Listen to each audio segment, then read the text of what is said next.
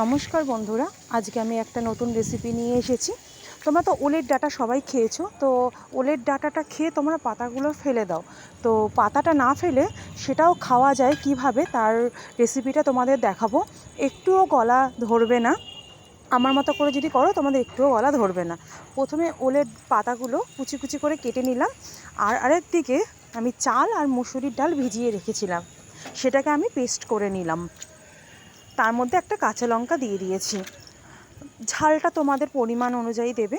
এরপরে পাতার মধ্যে আমি সেই চাল ডালের মিশ্রণটি আর দিয়ে দিলাম নুন, আর দিয়ে দিলাম হলুদ গুঁড়ো, আর দিয়ে দিলাম শুকনো লঙ্কার গুঁড়ো, পরিমাণ মতো চিনি, কারণ বড়ায় একটু চিনি দিলে ব্যালেন্সটা ভালো হয়।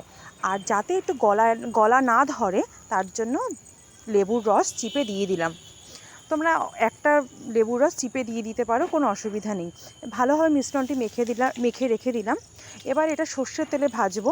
সর্ষের তেলে ভাজলে খেতে টেস্ট লাগে বেশি। এবারে এক এক করে সর্ষের তেলের মধ্যে ভেজে আমি তুলে নেব।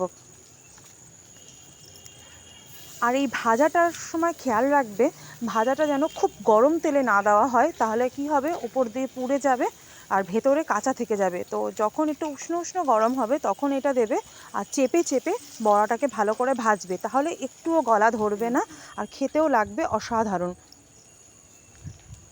দেখো, এভাবে রান্না করলেই তোমাদের একটা ফেলে দেওয়া জিনিস, কারণ অনেকেই আছো যে ভাবো গলা ধরবে বলে ফেলে দাও, কিন্তু এভাবে একবার বাড়িতে রেসিপিটা ট্রাই করে দেখো, কেমন লাগে আমাকে একবার কমেন্ট করে জানিও। আর গরম ভাতের মধ্যে লেবু চিপে নেবে, তাহলে গলাটা ধরার আশঙ্কা থাকবে না। তো আজকের মতো এখানেই, টাটা।